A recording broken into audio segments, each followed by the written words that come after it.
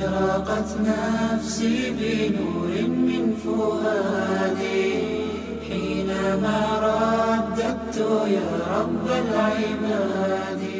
بسم الله الرحمن الرحيم. إن الحمد لله نحمده ونستعينه ونستغفره ونعوذ بالله من شرور أنفسنا ومن سيئات أعمالنا. من يهده الله فلا مضل له ومن يضلل فلا هادي له. أشهد أن لا إله إلا الله وحده لا شريك له وأشهد أن محمدا عبده ورسوله. اللهم صل على محمد وعلى آل محمد كما صليت على إبراهيم وعلى آل إبراهيم إنك حميد مجيد. اللهم بارك على محمد وعلى آل محمد كما باركت على إبراهيم وعلى آل إبراهيم إنك حميد مجيد. أما بعد فإن أصدق الحديث كتاب الله وخير الهدي هدي محمد صلى الله عليه وسلم وشر الأمور محدثاتها فإن كل محدثة بدعة وكل بدعة ضلالة وكل ضلالة في النار. Alhamdulillah, pada kesempatan kita kali ini kita akan melanjutkan atau masih melanjutkan kajian tentang kitab Al-Firqah An-Najiyah. Karena kalau bicara masalah akidah, bicara masalah keimanan, ya ini adalah termasuk perkara yang wajib yang harus kita ketahui. Ya, jadi sudah dijelaskan kemarin terakhir berkenaan dengan manhaj golongan yang selamat.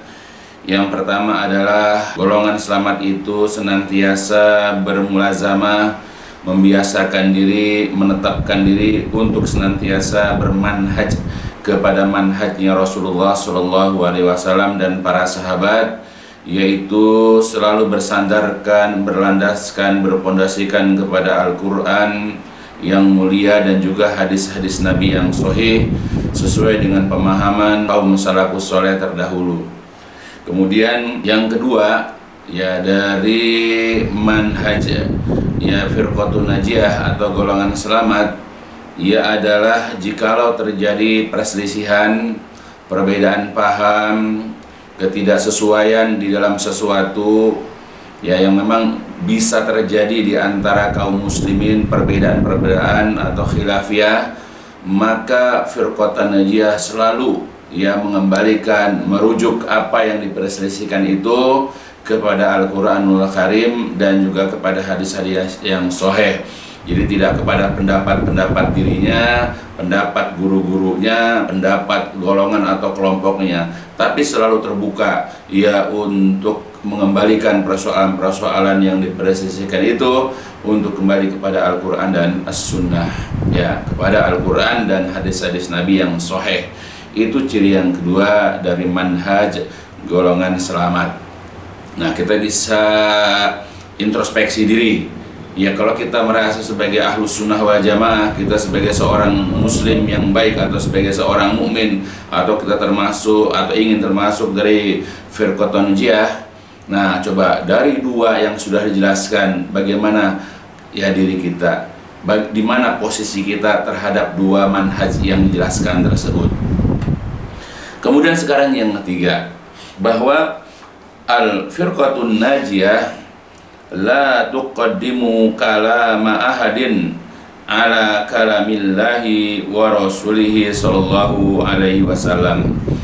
Jadi golongan selamat itu, Al-Firqatun Najiyah itu tidak pernah tuqaddimu, mendahulukan kalama, ucapan ahadin, seseorang pun, apakah itu ucapan orang tuanya, ucapan gurunya, ucapan ustadznya, ucapan kiainya, ucapan syekhnya, ucapan atasannya, atau ucapan manapun atau siapapun. Ya, tidak pernah mendahulukan ucapan seseorang pun. Ia ala di atas kalamilah, di atas firman Allah, di atas ucapan Allah, wa rasulihi, dan juga ucapan atau sabda Rasulnya Shallallahu Alaihi Wasallam. Jadi tidak boleh dia lebih menonjolkan, dia lebih mengedepankan, dia lebih memasyurkan ya ucapan-ucapan orang lain.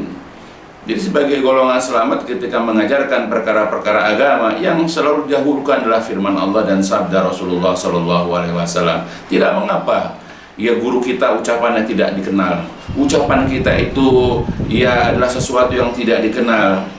Ya tidak mengapa orang tidak mengenal diri kita, tidak mengenal kelompok kita, tidak mengenal ustadz kita. Yang harus kita kenalkan kepada kaum muslimin ya khususnya dan umat manusia umumnya adalah ucapan Allah dan ucapan Rasulullah SAW.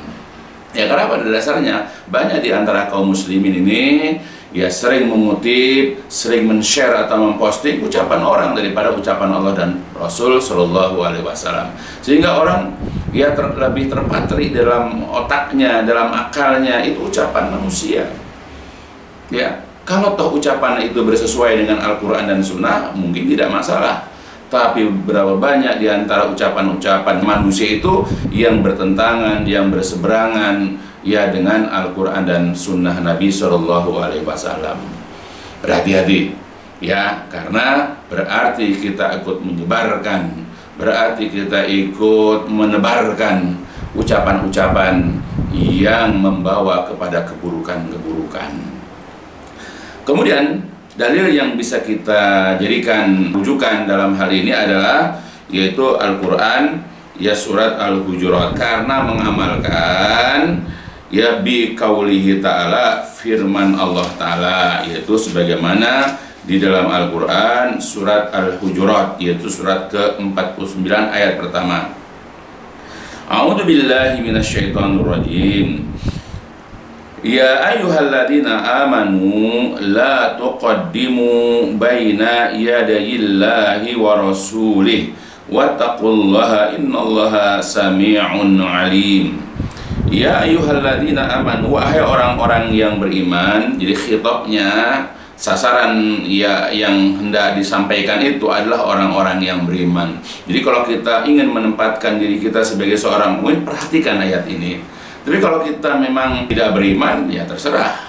Ya, jadi kalau kita ingin meletakkan, kita ingin memposisikan kita sebagai orang beriman, ayat ini harus menjadi perhatian istimewa buat kita. So kalau kita tidak demikian, berarti kita bukan orang beriman. Apa yang harus kita perhatikan dari ucapan ini? Yaitu kata Allah, la janganlah tuqaddimu, kalian mendahulukan, yang maksudnya ucapan seseorang, ucapan sesuatu misalnya, baina iyadai, di hadapan Allah wa rasulihi, dan rasulnya. Janganlah kalian mendahulukan ucapan seseorang di hadapan ucapan Allah dan ucapan rasulnya sallallahu alaihi wasallam, dan bertakwalah kalian kepada Allah, innallaha sami'un alim, karena sesungguhnya Allah itu maha mendengar lagi maha mengetahui. Nah itu. Nah, jadi Allah sudah menentukan, Allah sudah memerintahkan kepada kita, kalau kita orang beriman, jangan sekali-kali kita lebih mendahulukan ucapan siapapun daripada ucapan Allah dan ucapan Rasulnya Shallallahu Alaihi Wasallam. Tidak boleh kita lebih mendahulukan ide, pandangan, pendapat, ra'yu ya seseorang daripada Al-Quran dan hadis-hadis Nabi. Jadi ketika ada ayat seperti ini, nah ini ayat merupakan larangan, akan selalu ada orang-orang yang melakukan seperti itu. Ya, ketika Allah melarang kita untuk mendahulukan ucapan ya seseorang di atas atau di hadapan ucapan Allah Rasul, artinya akan selalu ada di antara kaum muslimin yang lebih menonjolkan, yang lebih mengedepankan ucapan kiainya, ya ucapan ustadznya, ucapan-ucapan orang yang menjadi panutan atau figurnya, ya, dan dia tersentuh ketika ya gurunya, ustadznya atau orang yang dikagumi itu berbicara, tapi dia tidak pernah tersentuh dengan ayat Al-Quran dan hadis-hadis Nabi. Ya, bahkan dia lebih menerima ucapan manusia daripada Allah dan Rasul. Pada jelas Allah Rasul melarang sesuatu, dia tidak terpengaruh. Ya, padahal ucapan selain Allah Rasul itu jelas bertentangan dengan Al-Quran dan Sunnah. Alhamdulillah. Nah, untuk inilah ya akan dijelaskan penafsiran daripada surat 79 di sini. ya, yang dijelaskan oleh Syekh Abu Bakar Jabil Al-Jazairi rahimahullah. Ya, dikatakan min hidayatil ayat, termasuk dari petunjuk ayat atau fawaid daripada ayat tersebut, la yajuzu lil muslimi ayyuqaddima ra'yahu aw ijtihadahu 'alal kitabi was sunnah. Jadi tidak boleh bagi seorang muslim itu mendahulukan ra'yunya, pendapatnya, atau istihadnya alal kitab, di atas kitab Al-Quran, wa sunnah, dan sunnah, ya. Jadi tidak boleh, kalau kita sebagai seorang muslim yang baik, tidak boleh kita mendahulukan ra'yu kita, logika kita, pendapat kita, dan istihad kita di atas Al-Quran dan sunnah.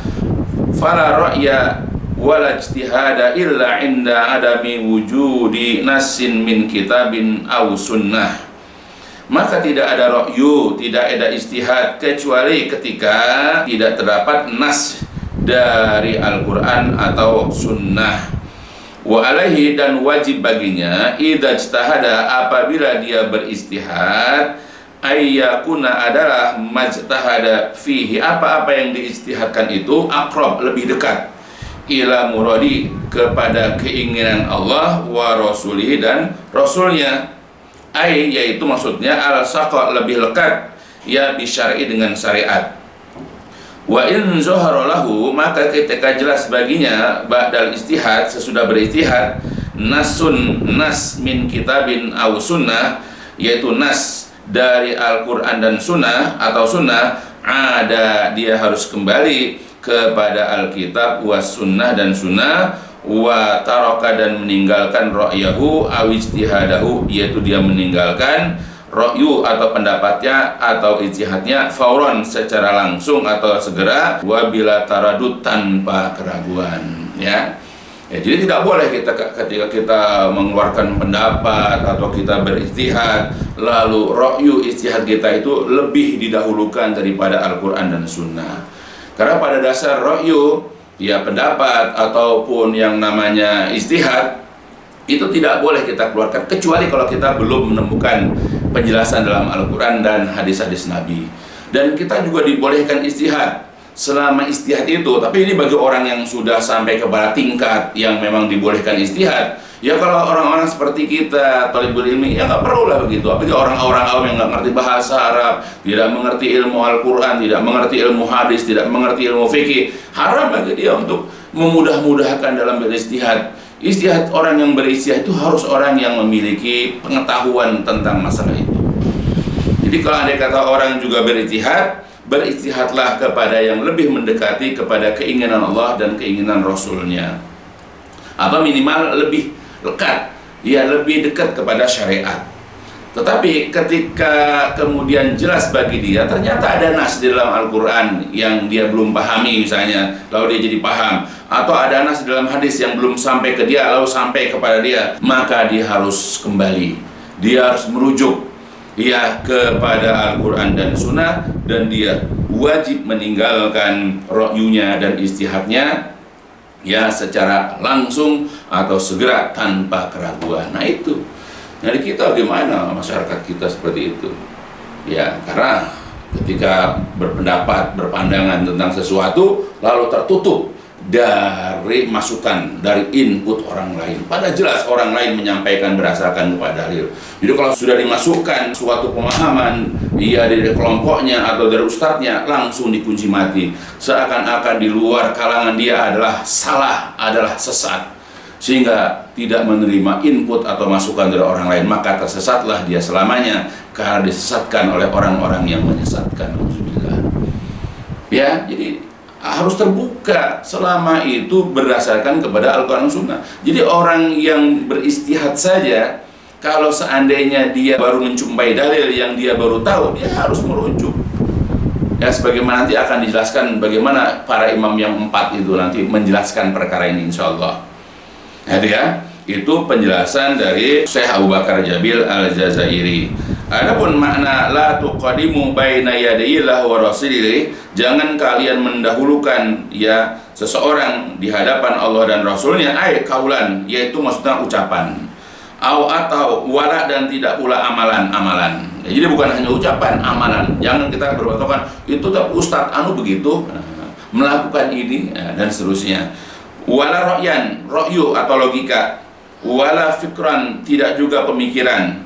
Ya, maksudnya adalah la taqulu wala ta'malu, janganlah kalian mengatakan, wala ta'malu, dan janganlah kalian melakukan sesuatu illa kecuali tabi'an, kecuali dalam rangka mengikuti lima qala Allah wa rasuluhu, kecuali karena mengikuti apa yang diucapkan Allah dan juga Rasulnya, wa syara Allah wa rasuluhu, dan juga kepada apa yang disyariatkan oleh Allah dan Rasulnya. Nah itu. Jadi kita janganlah bermudah-mudahan ya dalam berbicara, dalam berbuat, dalam menelurkan ra'yu kita, begitu juga pemikiran kita, jangan seperti itu. Ya, sebab kalau andai kata kita begitu, lalu ada orang mengikuti kita, atau bahkan kita yang selalu menelurkan, ya, kita yang selalu mengeluarkan, kita selalu yang mengidekan semua itu, ya, berarti kita sudah berusaha mengedepankan ucapan kita di atas ucapan Allah dan Rasulnya. Nauzubillah. Ya, kalau andai kata kita mengedepankan ucapan guru-guru kita, ustadz kita aja nggak boleh, apalagi kita sendiri yang melakukan itu. Ya, makanya kita janganlah berkata sesuatu, janganlah mengerjakan sesuatu kecuali karena mengikuti apa yang Allah dan Rasul ucapkan, kecuali mengikuti apa yang telah Allah dan Rasul syariatkan. Nah, itulah ya yang namanya firqatun najiyah, golongan yang selamat. Nah, kemudian untuk menafsirkan ini juga, ya, untuk menjelaskan ini di dalam kitab Tafsir At-Tabari di sini ada beberapa penjelasan. Yang pertama adalah an Ibni Abbas, dari Ibnu Abbas, ya, radhiyallahu anhuma, tentang firman Allah, la tuqaddimu baina yadayillahi wa rasulih, janganlah kalian mengedepankan sesuatu atau seseorang di hadapan Allah dan Rasulnya. Yaqulu, berkata Ibnu Abbas, ya, sebagai mufassir, tarjuman Al-Quran Ibnu Abbas itu. Apa yang dikatakan oleh Ibnu Abbas? La taqulu, janganlah kalian mengatakan sesuatu, janganlah kalian mengatakan suatu perkataan khilafa, yang menyelisihi al-kitabi Al-Quran was sunnah, dan sunnah. Jangan kalian mengatakan suatu perkataan yang perkataan itu menyelisih Al-Quran dan sunnah. Itu kata Ibnu Abbas radhiyallahu anhuma. Begitu juga di dalam penjelasan yang lain, Ibnu Abbas ketika menjelaskan surat Al-Hujurat ayat 1 tadi, qala, berkata Ibnu Abbas, nuhu ayatakallamu baina yadai kalamihi. Ya, maksudnya adalah mereka dilarang oleh Allah Subhanahu wa taala ayatakallamu, untuk berkata atau berucap, ya, suatu ucapan, ya, di hadapan ucapan Allah Subhanahu wa taala. Ya. Kemudian dari Mujahid, ya, seorang tabi'in, juga menafsirkannya di sini mengenai firman Allah, ya ayyuhalladzina amanu, wahai orang-orang yang beriman, janganlah kalian mendahului seseorang di hadapan Allah dan Rasulnya. Qala, berkata, yaitu Mujahid, la taftatu ala Rasulillahi sallallahu alaihi wasallam bi syai'in hatta yaqdihillahu ala lisanihi. Jadi pesan dari Mujahid, jangan kalian berfatwa atas nama Rasulullah tentang sesuatu sehingga Allah Subhanahu wa taala menetapkannya melalui lisannya. Ya, jadi artinya jangan kalian berfatwa atas nama Rasul sampai benar-benar Allah nanti memutuskan perkara, menetapkan perkara itu memang benar-benar dari lisannya Rasulullah Shallallahu alaihi wasallam.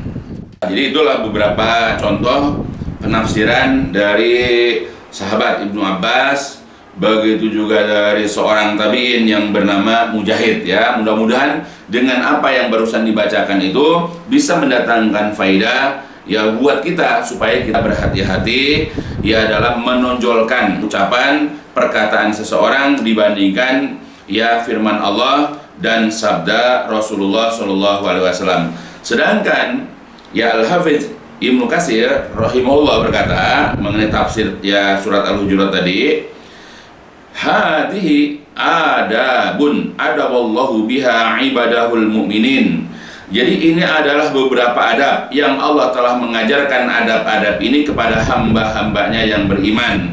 Fima yu'amiluna bihi rasul, tentang bagaimana mereka bermuamalah, tentang bagaimana mereka bergaul dengan Rasulullah sallallahu alaihi wasallam, minat taukir wal ihtiram wa tabjil wal i'zam, berupa penghormatan, pemuliaan, pengagungan. Jadi itu cara kita mengagungkan ya Rasulullah, cara kita memuliakan Rasulullah.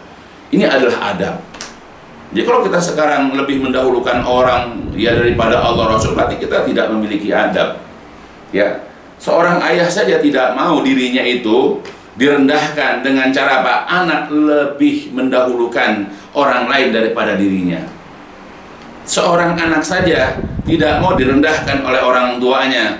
Ya, kalau andai kata anak orang lain lebih didahulukan daripada dirinya. Itu dalam keduniaan saja begitu. Ya. Nah, sekarang kita dalam beragama, kita lebih mengambil pendapat A, pendapat B, guru kita, ustadz kita, kiai kita, pendapat dari kelompok kita, ya, daripada Allah dan Rasul. Ini sudah melecehkan, ini sudah merendahkan Allah dan Rasul. Maka jangan sekali-kali kita lebih mengedepankan ucapan orang, siapapun dia, berapapun tinggi derajatnya dia, daripada Allah dan Rasul. Ya, ini adalah merupakan adab. Faqala, maka Allah berkata, Allah berfirman, a'udzubillahi minasyaitonirrajim, ya ayyuhalladzina amanu la tuqaddimu baina yadillah wa rasulih wattaqullaha, dan seterusnya ayat. Ayat itu adalah la tusri'u, janganlah kalian bersegera fil asya, dalam perkara-perkara, baina yadaih, di hadapannya, ai kibali, atau di hadapannya, bal kunu, tetapi hendaklah kalian menjadi tabi'an lahu, menjadi pengikut Nabi, fi jami'il umur, di semua perkara-perkara, hatta sehingga yadkhulu fi ummi hadzal adab syar'i, sampai masuk ke dalam keumuman adab sesuai syariat ini, yaitu hadis Mu'adz bin Jabal, idza qala, ketika berkata lahu kepadanya an-nabi, ketika Nabi berkata kepadanya, hina, ketika ba'asahu ilal Yaman, ketika Nabi mengutusnya ke negeri Yaman. Kata Nabi kepada Mu'adz, bima tahkum, dengan apa engkau nanti berhukum? Qala, berkata Mu'adz, bi kitabillah, dengan kitab Allah. Kemudian Nabi bertanya lagi, fa illam tajid, kalau engkau tidak jumpai dalam kitab Allah? Qala bi sunnati Rasulillah, yaitu dengan sunnahnya Rasulullah. Qala, berkata lagi Nabi, fa illam tajid, kalau engkau juga tidak jumpai di dalam sunnah Rasul? Qala, berkata Mu'adz, ajtahidu bi ra'yi, aku beristihad dengan ra'yuku. Fa daraba fi sodih, lalu Nabi menepuk dadanya. Wa qala, dan berkata, alhamdulillahilladzi wafaqa rasulillah lima yarda Rasulullah, segala puji bagi Allah yang telah mencocokkan, menyesuaikan utusannya, utusan Rasulullah, kepada apa-apa yang membuat Rasulullah ridho. Hadis riwayat Ahmad. Nah, tapi sayang, secara sanad hadis ini adalah dhaif. Ya, tapi secara makna ya seperti itu. Ya, jadi artinya, jadi penjelasan Al-Hafiz Ibnu Katsir, ya, kita bisa lihat bahwa termasuk dari adab yang memang diajarkan Allah ya kepada kaum mukminin, kepada hamba-hamba Allah yang beriman, ya, terhadap Rasul seperti itu.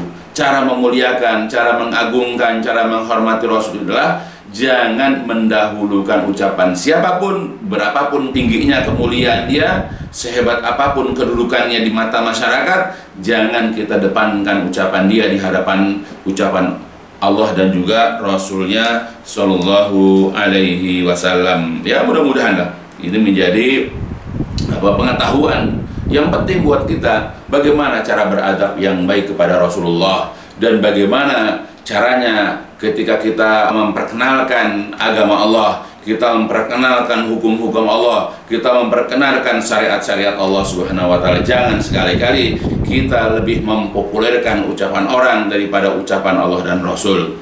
Oleh karena itulah juga dalam buku ini, dalam kitab Minhaj Firqatun Najiyah, ya, Syekh Muhammad bin Jamil Zainu mengutip ya perkataan dari seorang sahabat, yaitu Ibnu Abbas radhiyallahu anhuma.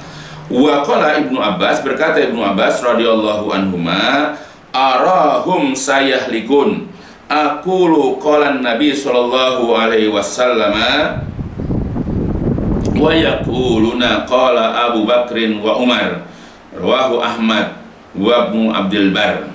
Ya, jadi berkata Ibnu Abbas, aku melihat kalian akan binasa karena aku berkata telah bersabda Nabi, sedangkan kalian mengatakan telah berkata Abu Bakar dan Umar. Ya, dalam hadis panjang yang dalam riwayat Imam Ahmad tadi dikatakan, ya, jadi berkata Ibnu Abbas, Nabi SAW telah melakukan tamatu dalam haji. Maka berkata Urwah bin Zubair berkata, sedangkan Abu Bakar dan Umar ya radhiyallahu anhuma melarang daripada atau dari mutah tamattu'i. Maka berkata Ibnu Abbas, apa yang dikatakan Urwah barusan? Qala, Urwah mengatakan Abu Bakar dan Umar telah melarang dari mut'ah, ya, dari tamattu'. Faqala, maka berkata Ibnu Abbas sebagaimana tadi yang sudah disebutkan, aku melihat kalian akan binasa, akan hancur, ya, karena aku mengatakan telah bersabda Nabi Shallallahu Alaihi Wasallam, sedangkan kalian mengatakan Abu Bakar dan Umar, ya. Nah, itu. Jadi di zaman dulu Abu Bakar, Umar radhiyallahu anhuma saja kan ucapan bisa menjadi hujah buat kita, ya, karena memang itu perintah Nabi, ya, supaya berpegang teguh kepada khulafaur rasyidin al-mahdiin, itu aja. Tapi di masa itu orang yang paling memiliki ilmu, orang yang paling tinggi keimanan Abu Bakar, Umar, dan orang sudah mulai meninggalkan perkataan, orang lebih mengedepankan ucapan orang pada Nabi yang sudah wafat. Itu saja membuat Ibnu Abbas, ya, tidak suka, maka ya dia menegur, ya, kalian akan binasa, kalian akan hancur, ya. Atau dalam penjelasannya, yusiku alaikum, hampir-hampir akan turun kepada kan hijaratun minas sama, yaitu hujan batu dari langit, karena aku mengatakan telah berkata Allah dan berkata Rasul, wa taquluna, sedangkan kalian mengatakan qala Abu Bakar wa Umar, sedangkan kalian mengatakan telah berkata Abu Bakar dan Umar, ya. Nah, itu ya, makanya dari seperti ini, ya, baik itu dalam surat Al-Hujurat, begitu juga penjelasan, ya, sahabat Ibnu Abbas, begitu juga penjelasan Mujahid, begitu juga tadi komentar Ibnu Abbas terhadap Urwah bin Zubair misalnya, dan juga dalam kitab-kitab tafsir penjelasan dari Syekh Abu Bakar Jabil Al-Jazairi. Mudah-mudahan menjadi pedoman buat kita, menjadi pengetahuan yang baik buat kita, bahwa di dalam menerima ilmu, ya, sebagai seorang mad'u kita, sebagai seorang audien, sebagai seorang jamaah, hendaklah kita membiasakan diri, ya, untuk menuntut ilmu atau meminta ilmu dari ustadz-ustadz yang senantiasa mengedepankan, ya, firman Allah dan sabda Rasulullah Shallallahu Alaihi Wasallam. Dan sebagai seorang dai, sebagai seorang penyeru, orang-orang yang berdakwah kepada jamaah-jamaah kaum muslimun dimanapun berada, sebaiknya menjejali, sebaiknya mendoktrin, sebaiknya membiasakan diri untuk membacakan ayat-ayat Al-Quran dan hadis-hadis Nabi dengan penafsiran yang sesuai, yang benar, sesuai dengan pemahaman kaum salaf terdahulu. Ya, itu lebih mengedepankan Al-Quran Sunnah daripada ucapan-ucapan manusia yang lain, ya. Lebih baik seperti itu. Itu adalah merupakan manhaj al-firqatun najah, merupakan metode hidup, ya, atau merupakan manhaj dari golongan yang selamat. Jadi kalau kita ingin masuk ke dalam golongan selamat, ya, itu tadi, ya, kita harus membiasakan diri menerima, ya, pengajaran agama, ya. Atau kalau kita menjadi seorang dai, harus membiasakan menyampaikan kepada kaum muslimin, yaitu adalah mendahulukan firman Allah, ya, dan juga sabda Rasulullah SAW. Ya, jadikan, ya, Al-Quran hadis ini sebagai konsumsi, sebagai gizi, ya, buat kaum muslimin sehari-hari. Ya, jangan kila wakol, si fulan, syekh fulan, ustadz fulan, kiai fulan, jangan. Itu yang kita biasakan. Biasakan mereka selalu mengatakan telah berfirman Allah, telah bersabda Rasulullah, karena itu lebih selamat, karena itu lebih benar, dan itu lebih berhak untuk disampaikan kepada umat Islam. Ya, mudah-mudahan apa yang disampaikan ini, ya, bisa memberikan faidah, bisa memberikan manfaat untukku, keluargaku, dan juga kepada seluruh kaum muslimin insyaallah. Dan diakhiri dengan walhamdulillahirabbil alamin, subhanakallahumma wa bihamdika asyhadu an la ilaha illa anta astaghfiruka wa atubu ilaik.